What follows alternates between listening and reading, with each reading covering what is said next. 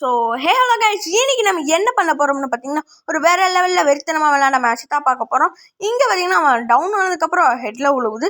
எனக்கு ஒரு வேறு லெவலில் தில்வாலே மூவ்மெண்ட் ஆகி போச்சுன்னு சொல்லலாம். அப்புறம் பார்த்தீங்கன்னா இங்கேருந்து அப்படியே கீழே வேகமாக இன்னொரு எனிமி ஒன்றுன்னு சொல்லிட்டு வேகமாக ரஷ் பண்ணி போயிட்டேன். நம்ம டீம்மேட்ஸ் எல்லாம் பார்த்தீங்கன்னா ரொம்ப லாங்கில் இருக்காங்க, 200 மீட்டர்ஸ் அப்படி இருக்காங்க.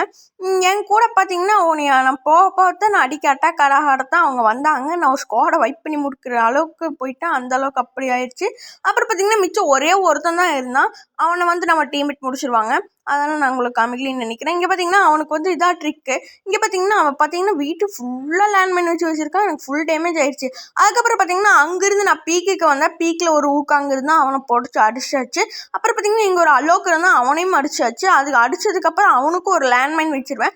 லேண்ட்மைன் வச்சுட்டு நல்லா போய் நல்லா சுற்றி பார்த்துட்டு வந்து அதுக்கப்புறம் இங்கே பார்த்தீங்கன்னா இங்கே இன்னொருத்தன் தான் 8 கிலோ அடிச்சிருக்கேன். 24 பேர் ஸ்பெக்கில் இருந்தாங்க. அப்புறம்